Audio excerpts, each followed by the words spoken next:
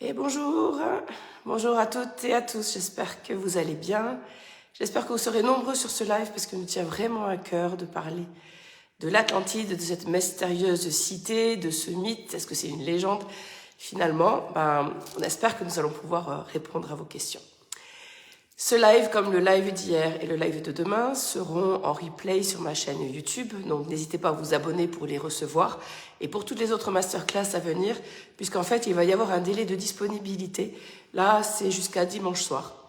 Donc, pour recevoir les prochaines, si vous voulez pas les manquer, surtout, n'hésitez pas à mettre un pouce bleu.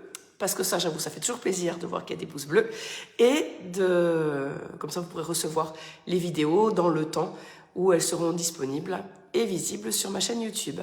Bonjour Sophie, j'espère que ça va très bien. Donc bonjour à tous, bonjour Audrey. Merci d'être là. N'hésitez pas à envoyer des petits pouces, des petits cœurs. On aime ça, hein, on est tous les deux. Oui. Donc j'ai beaucoup de chance, je ne suis pas toute seule sur ce live. Je suis accompagnée d'Étienne Ardouin qui va apparaître très très bientôt. Et je suis accompagnée d'Alfred Calmels. Bonjour à tous. Bon, désolé d'être là, ravi d'être là avec vous. Voilà, sur les Facebook Live, on a un format en fait assez étroit, donc on ne peut pas apparaître tous les deux, mais vous inquiétez pas, je saurai me pousser au moment opportun. Coucou Sophie, coucou à tous.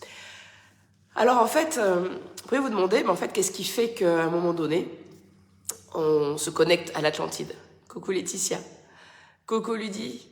Les Atlantes commencent à arriver en masse. Quand je dis les Atlantes, ce sont les personnes qui sont en cours de formation et qui sont heureux de participer aussi. Merci à vous d'être là parce que voilà, ça fait du soutien énergétique. Vous tenez l'espace avec nous. Donc merci beaucoup d'être présent. Alors en fait, comme je vous disais au début, est-ce que l'Atlantide est un mythe? Est-ce que c'est juste une légende ou est-ce que Platon, à un moment donné, a imaginé dans une conversation qu'il y a pu y avoir cette cité mystérieuse? Est-ce que c'est une cité? Ouais, les athlètes en force. Les Atlantes en force. Est-ce que Atlantide, est-ce que c'est une cité ou est-ce que c'est un continent? Déjà, ça c'est peut-être une information que vous posez la question. Est-ce que c'est une cité ou un continent? Déjà, d'ores et déjà, je peux vous assurer que c'est un continent et que la cité s'appelle Atlantis. Et voilà, Étienne qui est arrivé parmi nous. Super.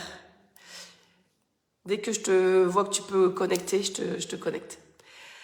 Alors, quelles sont les raisons finalement pour lesquelles nous parlons d'Atlantide? Alors, nous savons qu'en ce moment, il y a beaucoup de choses qui émergent sur l'Atlantide et c'est vraiment une très très bonne chose.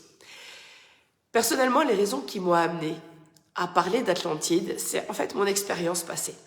Ça fait plus de 10 ans que consciemment je vais voyager en Atlantide, mais l'Atlantide a toujours fait partie de mon enfance, comme dans un rêve, comme quelque chose qui peut être une réalité parfois, dans des songes, mais en tout cas toujours quelque chose qui a été tellement passionnant finalement.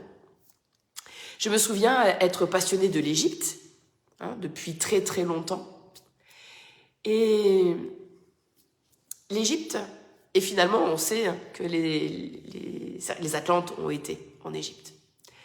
Et en fait, je me rends compte que plein de civilisations qui ont pour moi un intérêt tellement important sont en fait d'origine atlante. Que l'on regarde les Mayas, et en fait les Mayas, vous savez certainement que voilà, j'enseigne comment accéder à ses propres mémoires akashiques selon cette lignée Maya, mais en fait les Mayas, d'où viennent-ils? Est-ce qu'ils ont une origine atlante? Les Égyptiens, toute l'Égypte ancienne, ça me fascine également. Et on peut dire, est-ce qu'il y a une origine atlante? Si on regarde dans notre civilisation, en France, est-ce qu'il y a une origine atlante?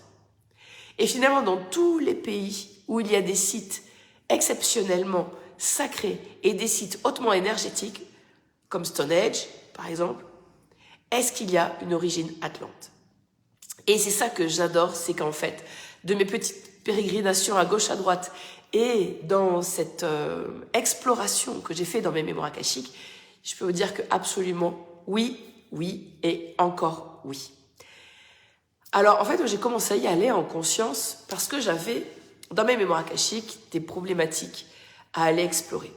Et la problématique la plus importante que j'ai dû aller explorer, c'est ma peur de l'échec et ma peur de ne pas être à la hauteur. Je ne sais pas si ça vous parle, ça.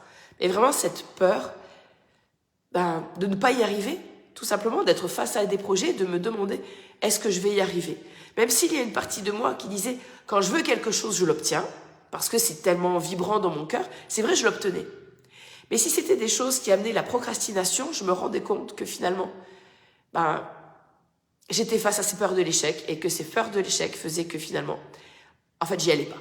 Je rentrais pas dans les projets, je rentrais pas dans les concepts, je rentrais pas dans le travail. Tout un schéma d'auto-sabotage qui était tellement limitant. Et en fait, un jour, les maîtres d'Akasha, dans mes murs akashiques, m'ont dit, mais va voir en Atlantide. Et vous savez sur quoi je suis tombée? Sur la chute de l'Atlantide.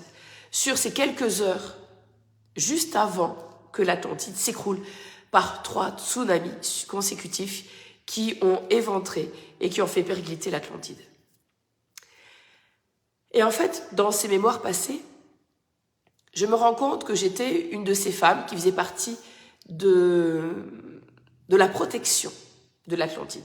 En fait, l'Atlantide, le continent Atlante, mais Atlantis également, la capitale, était en fait protégé par une immense protection, une sphère qui était sur le dessus, en dôme, et en dessous, qui protégeait les fonds sous-marins et qui protégeait les fondations de l'Atlantide qui étaient remplies de cristaux de toutes sortes. Et en fait, moi j'étais là à vouloir protéger cette voûte et à maintenir l'énergie de cette voûte. Nous avions cette extraordinaire qualité, pour certains, de pouvoir léviter et de pouvoir maintenir cette voûte. Mais chez certains d'entre nous, le doute est arrivé. Et si vous savez ouvrir vos mémoires akashiques, vous savez à quel point le démon du doute est pénible et en tout cas amène des gros schémas d'auto-sabotage. Eh bien en fait, certains d'entre nous ont eu le doute et le doute est venu dans leur cœur. Le doute a fait baisser nos fréquences vibratoires et a empêché en fait cette lévitation. Et donc nous avons croulé quelque part, nous sommes écroulés à 40 mètres, nous avons fait éventrer cette protection et donc nous n'avons pas été en mesure de pouvoir faire passer en fait ces tsunamis, vous savez ces vagues de tsunamis en fait par-dessus la protection et par-dessus le continent. Et en fait ce que ça a généré, c'est ok, j'ai échoué. J'ai échoué dans la seule mission qui m'était donnée. Dans la seule mission qui m'était donnée